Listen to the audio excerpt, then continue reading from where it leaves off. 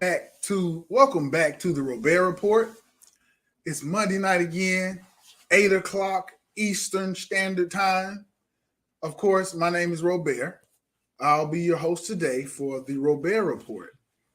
And as always, we have a special guest to learn about, the mission of this show towards their life, individual groups that and what their contribution is to society and its development. So today is the last Monday in the month of February. It is also the last Monday in the month of February, Black History Month. And it is lastly the last Monday that we will focus on mental health for the month of February in commemoration of Black History Month. So today, I have a guest here by the name of Dr. Bruce Tisdale out of the DC, Maryland, Virginia area. Dr. Tisdale will explain to you about what he does in the field of social work. And I am going to put up the link, as I always do, for the suicide prevention. First, I'll start with if you're in the Baltimore area, need help with life struggles, please call this number. Someone will be able to talk with you. And it's important to get help, mental health support, particularly during this COVID-19 pandemic that's taking place. That's ravaging our world and our society. There's a number in Baltimore to give a call to if you need someone to talk to. Let's get on with the show. So we have a practicing licensed social worker, a counselor, a therapist here with us today. Dr. Tisdale, how you doing today, man? How you making? I'm doing well. Thank you for having me. Okay, great. And we'll jump right into the show. I back in November 2020, I was on a conference call for the Office of DC, and that's District of Columbia, Fathers, Men, and Boys. I was on a conference call where the topic was supporting men in the family law arena. Whether they were trying to get custody, issue with child support, trying to get an attorney. And one particular area was regarding mental health.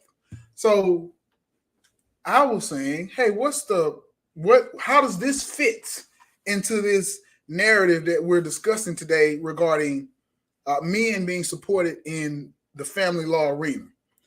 And Dr. Bruce, I call him Dr. Bruce, Dr. Tisdale, he spoke, and I knew that he was there for a purpose.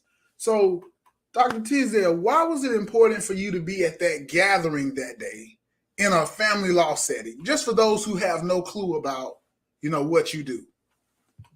Sure. Well, first, thank you for just inviting me to this opportunity. I want to commend you for doing a good work.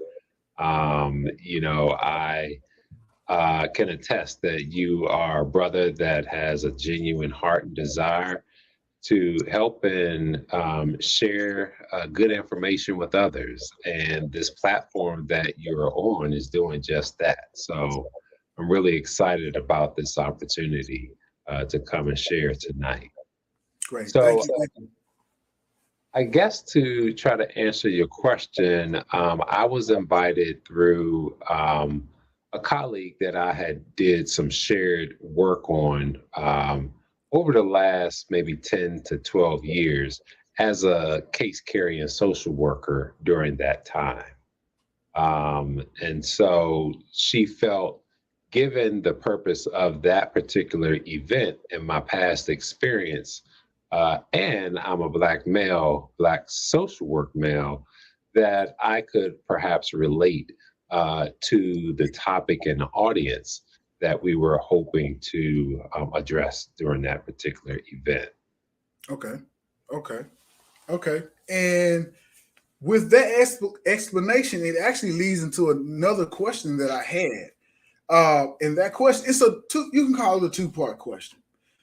In the field of mental health, and in particular in the field of social work, why would you say it's important to have men in that line of work, and in particular men of color? Mhm. Well, I could talk about my experience again or related to my experience as being a case carrying social worker when I worked in child welfare. Majority of the first part of my social work career, I worked in child welfare in both Maryland and Washington, D.C. And a large percentage of the families that I served, they were absent of fathers. In fact, Mm, when we were looking at uh, trying to find what's called permanency for children, whether it was reuniting them with their caretaker. Oftentimes, that will be a mother or a maternal figure. mhm. Um, Fathers or paternal figures are very rare, rarely involved. That's not to say that they aren't, but in terms of taking on a primary custodial role, you just didn't see that, at least in child welfare. Okay. And I think, given my experience as a Black male social worker, I've been able to really ask the question, the simple question, where's dad? Um, Mm, because just because they weren't involved doesn't mean that they did not want to be involved. wow. And so, just by simply asking that question, we were able to uh, bring those dads in or those paternal figures in so that Wow. they could have some involvement in their child's life, even if they weren't considered a viable permanency option for their child. Okay. Uh, and then, I have my own story. It's not necessarily one of child welfare, but, this is personal to me. I have three children where each of those situations are very unique and it caused a lot of distress. My story is one where the courts, uh, they asked the question, well, where's mom? And Mm, gave mom the benefit of the doubt even when mom didn't show up. And it was clear that she was not going to be involved. Um, and so I noticed the biasness of the systems. And so I've really dedicated my career to making sure that fathers or paternal figures have a voice, particularly those of color. okay. Okay. Wow. So similar to an expression I've heard before, where they say giving a voice to the voiceless. Would that be something that you could see yourself have identified with that expression? Yeah, absolutely. For many good reasons, fathers, don't want to get caught up in this process, right? But it's necessary that they have representation Okay. that lifts up their voice and honors their contributions that they bring to the lives of the children. Okay. Wow. So, Doctor Tisdale, I'll call you Doctor Tisdale for the. Oh yeah, let me do this real quick, 35 seconds. We are live streaming to Facebook, YouTube, and we're newly live streaming to Twitter. That information just came across my desk and a few of other people on our network desk that you can actually live stream to Twitter. So we're on Twitter as well. Check us out, Black USA News on Twitter. We'll get back to the show. All right. So one thing that did impress me about meeting you was that you graduated from Howard University. That's my undergraduate. So I'm a full time son. I graduated very well. I had a good GPA. I don't have no hard feelings, and when you told me that, I was like, wow. I've always walked past that social work building right on the corner. You have to pass it coming into the campus, but never really gave it any thought, never, and not because I didn't care, because it's because I didn't know. Right. And that building means a lot sitting on that corner. Let me ask you this. So I know you're LCSW. All right. And what other social work designations do you hold for the field? And so when I say that, what designations do you hold? And also as a way to share with others who may be interested in learning more about going into social work, what are some of the different paths that they can take?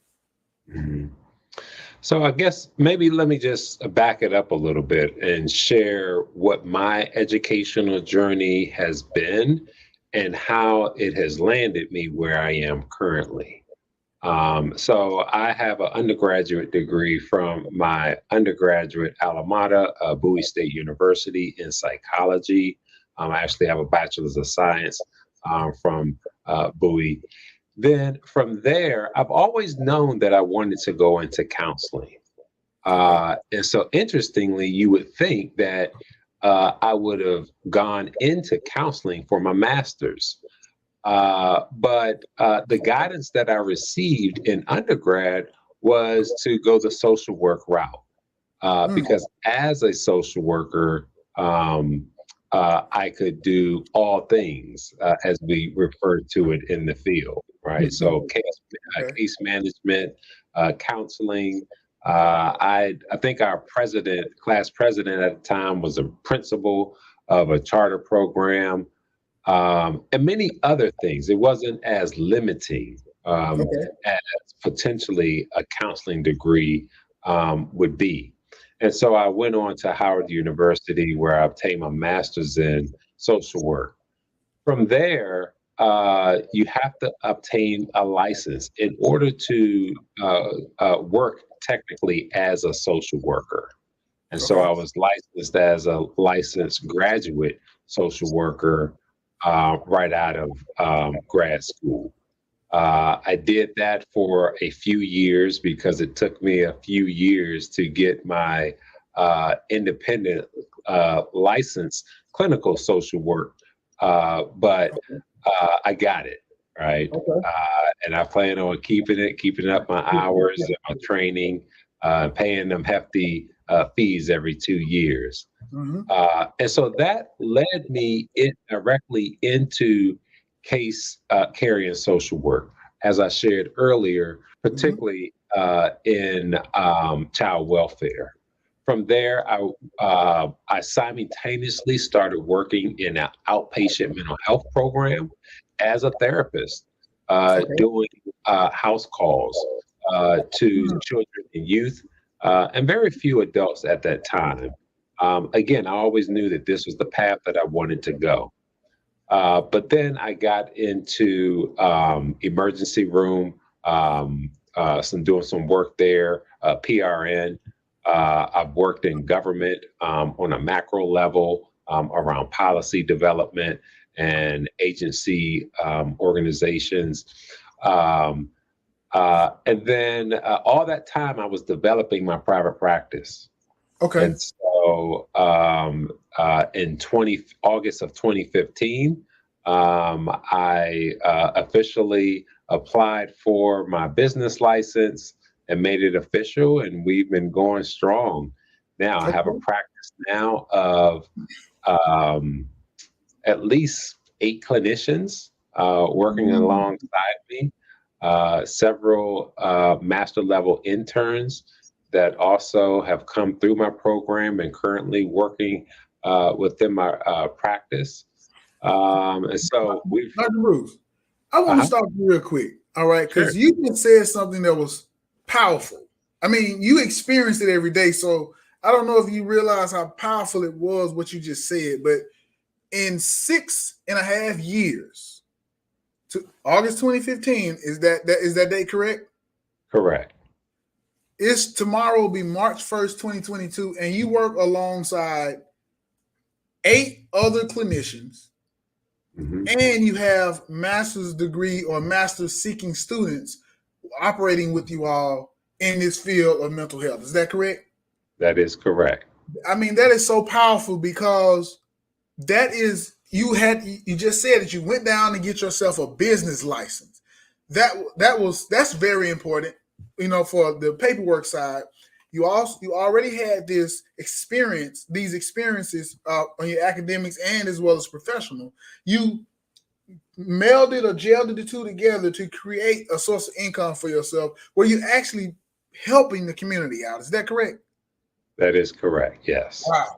Okay. That is a topic that is rarely ever discussed by Yeah. you're a black man and working with 8 other people as clinicians, and you have people who are working with you who are master's degree or master's degree seeking students, and you all are working with people to help out in the mental health field. That is so powerful. I just wanted to state that. I want you to continue what you were saying, but I wanted to highlight that real quick. Yeah. Yeah. Absolutely. Yeah. I guess when you put it like that, I don't. I mean, yeah. I mean, we've done some amazing things over the last 5, 6 years, right?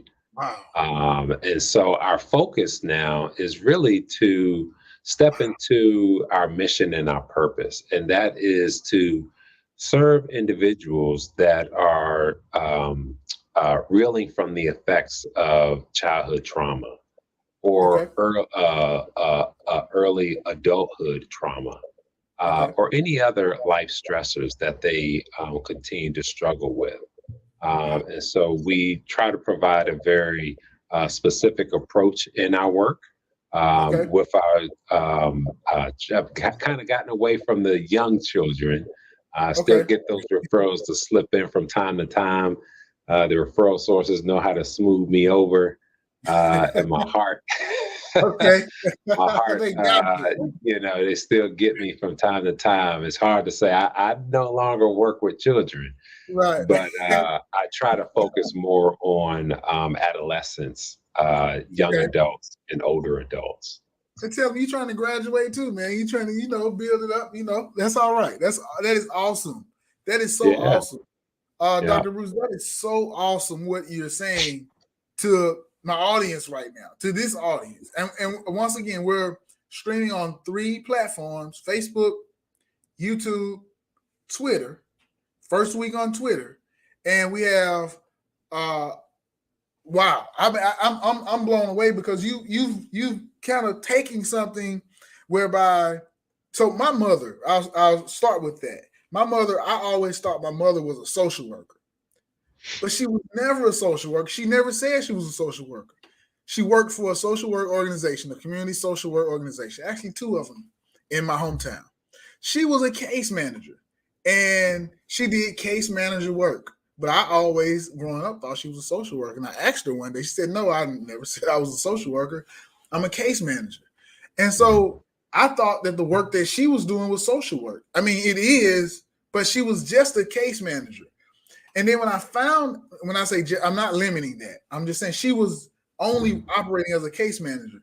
When I mhm. found out what social work actually was, I was 21 years old, 22. I was at Howard myself, and I met a student who was in the social work department, and she began because I was helping her with some of her develop some of her papers, and she began to help me understand kind of what social work was at the time.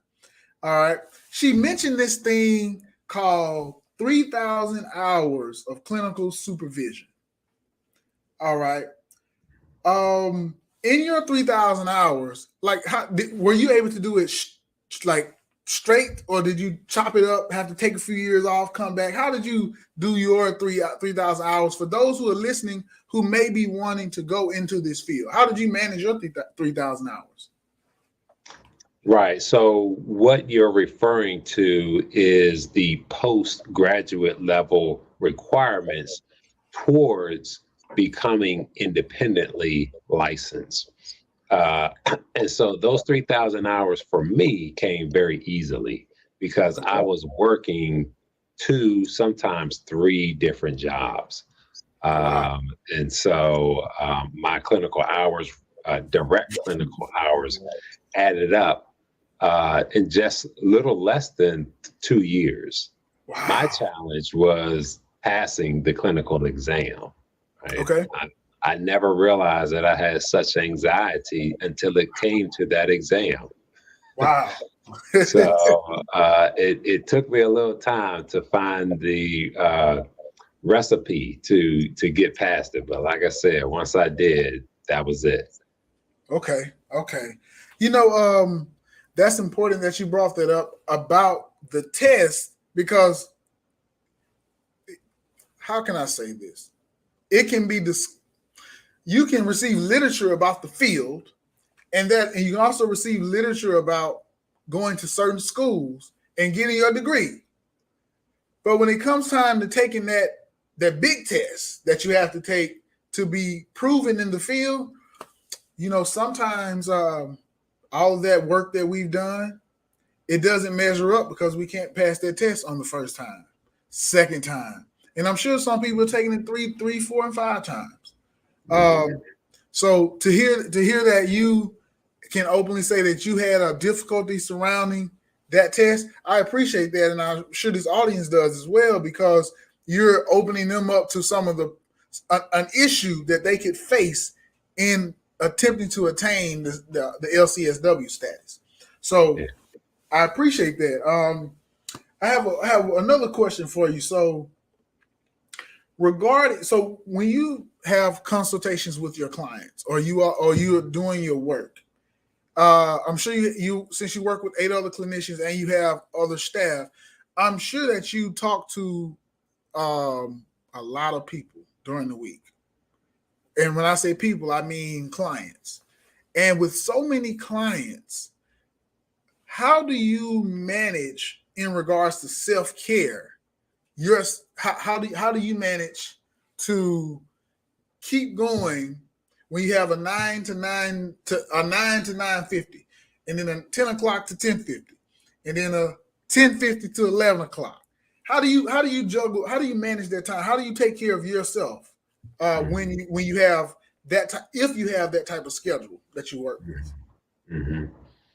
Well, that's an area that is still very much a work in progress for me. Excuse me. But I am trying to be intentional with being okay with owning my free time. Okay. I am one because I've always worked and worked hard, uh, have found it awkward or difficult when the weekend comes and I don't have to work, for example, right?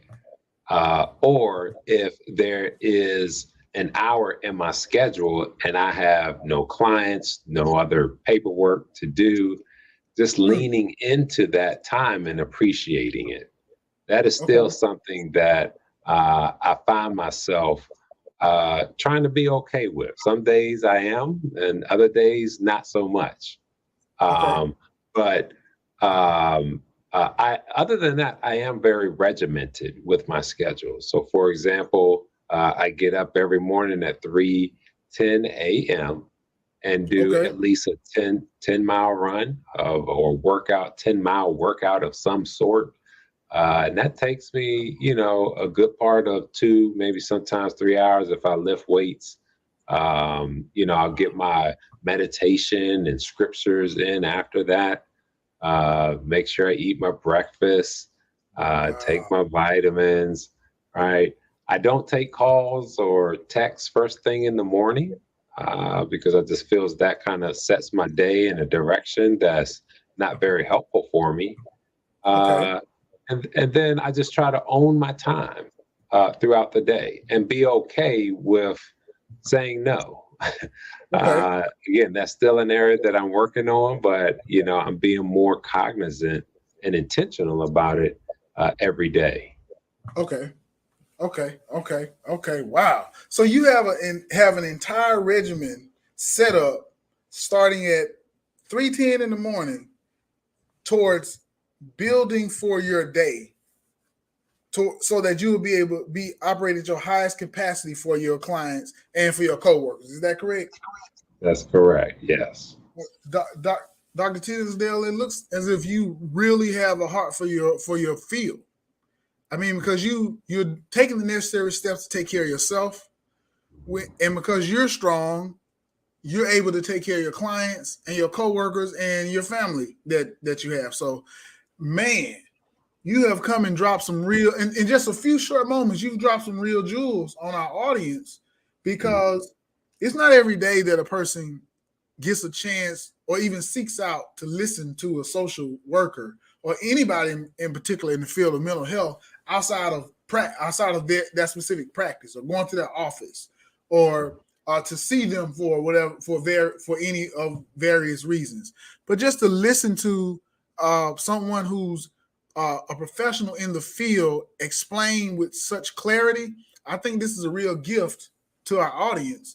In particular, our last Monday here for mental health for Black History Month. Mm-hmm. And so, so you mentioned Howard for master's degree and for your PhD. Is that correct? So I actually have a doctorate in social work and not a PhD in social work. Okay. But I obtained my doctorate from Capella University, an online university. Yeah. Okay. Wow. Okay. And so so my next question is surrounding how you interact with your coworkers in your work environment. All right, it's a C-19 COVID, however someone wants to explain it, wants to say it. So when you all are working now, all right, are you all always meeting in the office with your patients, or are you all doing online work, virtual work? How do you all how do you manage it with your patients at this moment? So with our clients, we are about 97% virtual. There is still a small percentage that is telephonic, but by and large, our sessions are virtual.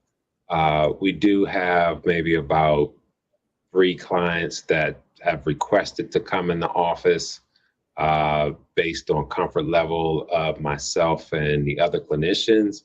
We have accommodated that. Okay. Well, Dr. Tisdale, is there do you all have a website that I can possibly pitch up for people who want to, seek you out Sure. for your support? Yeah, absolutely. Okay. It's Hope, HOPE, the number 4, Okay. YOULLC.org. .org. Yeah. So Yeah. I'm going to put this up on the screen.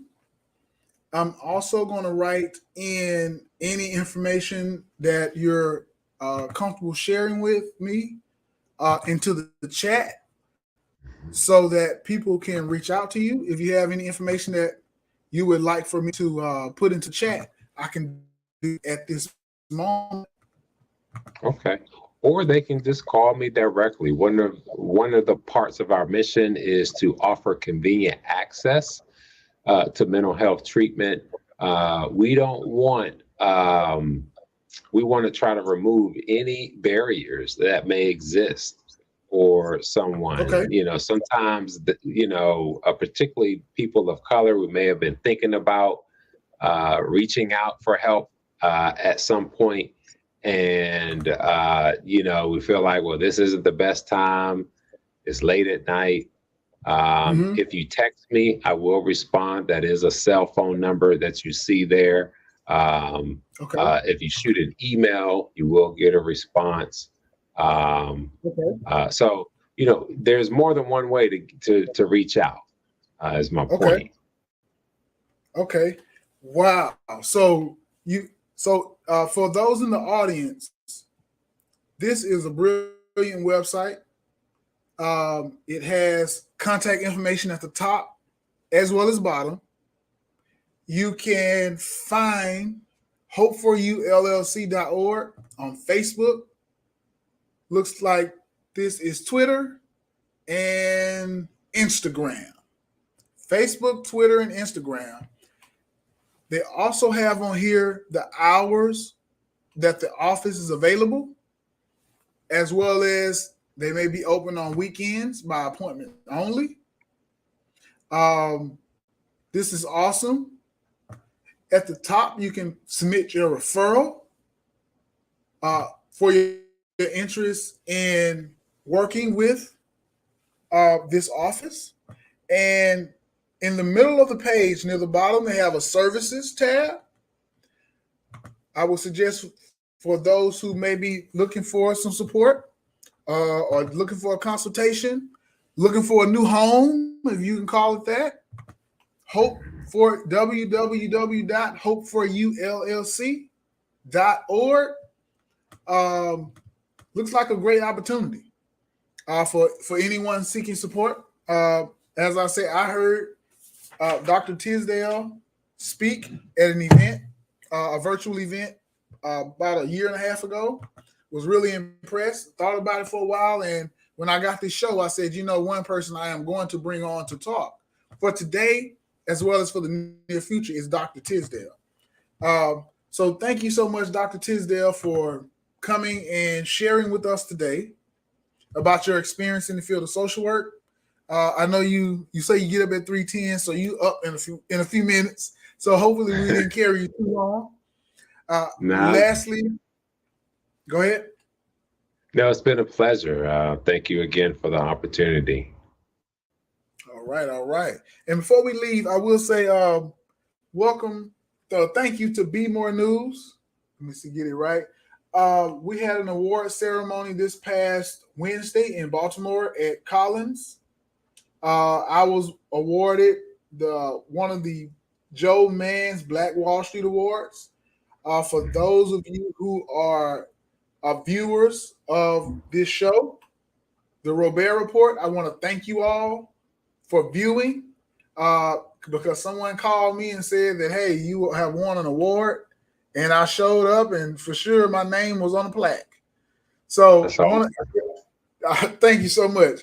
It will be my goal is to put it on the wall. I wanted to hold it up for this show today. My goal is to put it on the wall, and we can pull it down every now and then. But thank you so much again for gracing us with your presence, Dr. Tisdale. And you have a great rest of your evening and a great rest of your week. Take care, sir. All right. You do the same. Take care. Bye-bye.